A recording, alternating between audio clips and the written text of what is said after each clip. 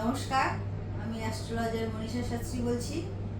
প্রত্যেক বাবা মাই চায় তাদের সন্তানদের সঠিকভাবে এডুকেশন দিতে, কিন্তু অনেক সময় দেখা যায় বাবা মারা চাইলেও সেটা পসিবল হয় না।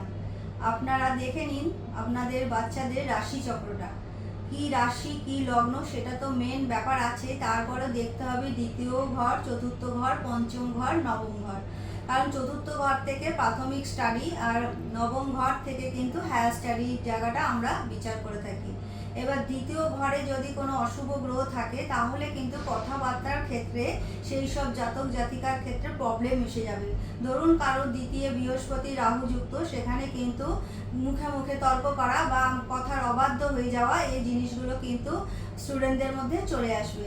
তাই রাশি চক্রটাকে আগে আপনারা দেখে নিন। অনেক সময় দেখা যায় বুধ গ্রহ বৃহস্পতি গ্রহ যদি দ্বিতীয় চতুর্থ নবম পঞ্চমে থাকে তাহলে কিন্তু শুভ ফল দেয়। এবারে আপনাদের সেই সময় মানে সন্তানদের কিসের দশা চলছে সেটা দেখতে হবে।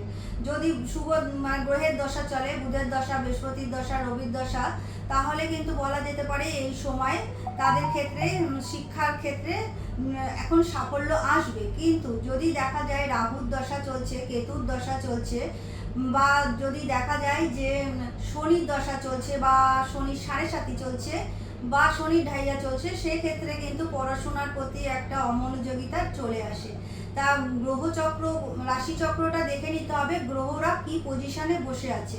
তারপরেও যেটা দেখতে হবে যে চতুর্থ, পঞ্চম, দ্বিতীয় আর নবমে কোনো অশুভ গ্রহ আছে কিনা। যদি অশুভ গ্রহ থেকে থাকে তাহলে কিন্তু তার এফেক্ট শিক্ষাক্ষেত্রে আসবে। অনেক সময় দেখা যায় যে চতুর্থে রাহু বসে আছে, সেখানে কিন্তু রাহু থাকলে কিন্তু মনটা ভীষণভাবে তার মানে অস্থির হয়ে থাকবে, পড়াশোনার প্রতি আগ্রহ কিন্তু অনেকটাই কম থাকবে। অনেক সময় দেখা যায় যে প্রথম ছোটবেলায় অনেক মানে স্টুডেন্টরা ভালোই রেজাল্ট করছিল, ভালো তারা মার্কস আনছিল বা পরীক্ষায় ভালো ভাবে তারা পাশ করতো, কিন্তু যত বড় হচ্ছে তাদের মন মানে মেন্টালিটি অনেক চেঞ্জ হয়ে যাচ্ছে, বা তারা অসৎ সঙ্গে জড়িয়ে যাচ্ছে বা নেশাগ্রস্ত হয়ে যাচ্ছে। এই যে জায়গাগুলো ভীষণভাবে ডিস্টার্ব হচ্ছে। তা সেখানে দাঁড়িয়ে কিন্তু রাশিচক্রটাকে ভালো করে দেখে নেওয়ার দরকার, বর্তমান গোচরে কোনো অশুভ প্রভাব লগ্নের সাথে কানেকশন হলো কিনা। অনেক সময় দেখা যায় বুদ্ধি আছে, মেধা আছে, বিচার বুদ্ধি সবই জ্ঞান আছে, কিন্তু হয়তো লগ্নটা স্ট্রং নেই। এবার লগ্ন যদি স্ট্রং না থাকে, লগ্নে যদি অশুভ গ্রহ থাকে, সেখানে কিন্তু তার শরীরকে কেন্দ্র করে অনেক ধরনের সমস্যা চলে আসবে। তাই পড়াশোনার ক্ষেত্রটা দেখতে গেলে যে আবার দ্বিতীয় স্থানটাও কিন্তু দেখার দরকার। সেখানে যদি শনি থাকে, কেতু থাকে, অনেক সময় দেখা যায় তারা নিজেদের কোনো ডিসিশনের ভুলে অনেক সময় অনেক অসুবিধার মধ্যে পড়ে, কিন্তু তারা কাউকে এটা শেয়ার করে না। তার ফলে কি হয়, বাড়ির লোকদের তারা বলতে চায় না, তার ফলে কি হয় তারা কিন্তু সমস্যায় আরও জড়িয়ে যায়। তাহলে যেখানে দাঁড়িয়ে আমাদের রাশিচক্রটা ভীষণ ভাইটাল, সেই জায়গায় রাশিচক্রটা ভালো করে বিচার বিশ্লেষণ করা দরকার। কোন ঘরে কোন গ্রহ বসে আছে সেটা বিশ্লেষণ করা দরকার। বর্তমান সময় দশা অন্তর্দশা কি চলছে সেটা দেখার দরকার। মানে সর্বোপরি যেটা দেখার দরকার, গোচরে লগ্নে কোনো অশুভ গ্রহের কানেকশন আছে কিনা, বা গোচরে কোনো অশুভ গ্রহ দৃষ্টি দিয়েছে কিনা।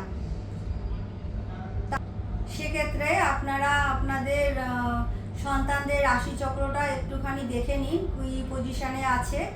যদি দেখা যায় যে মানে চতুর্থ ঘর, পঞ্চম ঘর, নবম ঘর মানে কি অবস্থায় আছে দেখে নিন, পড়াশোনার জায়গাটা কতটা ভালো আছে দেখে নিন, কোন সময় তারা পড়াশোনার জায়গাটা থেকে প্রবলেম আসতে পারে বা কিভাবে তারা এগিয়ে যেতে পারে, কোন লাইন নিয়ে পড়লে তারা ঠিকঠাক করে এগিয়ে যেতে পারে, বা অসৎ সঙ্গে যদি জড়িয়ে যায় সেখান থেকে আপনারা কিভাবে বার করে আনবেন, বা কোনো নেশার জগতে যাতে না ঢুকে যায় বা কোনো অসৎ কাজের সাথে যাতে জড়িয়ে না যায়, আপনারা একটু তাদের রাশিচক্রটাকে দেখে নিন কি অবস্থায় আছে। আর যদি দেখুন যে পড়াশোনার ক্ষেত্রে খুব একটা মনোযোগ আসছে না, বা কথা শুনতে চাইছে না, বা পড়াশোনার কথা বললেই খুব মাথা গরম হয়ে যাচ্ছে, সেক্ষেত্রে আপনারা বৃহস্পতিবার আর রবিবার তাদের একটা করে আখরোট খাওয়াতে পারেন।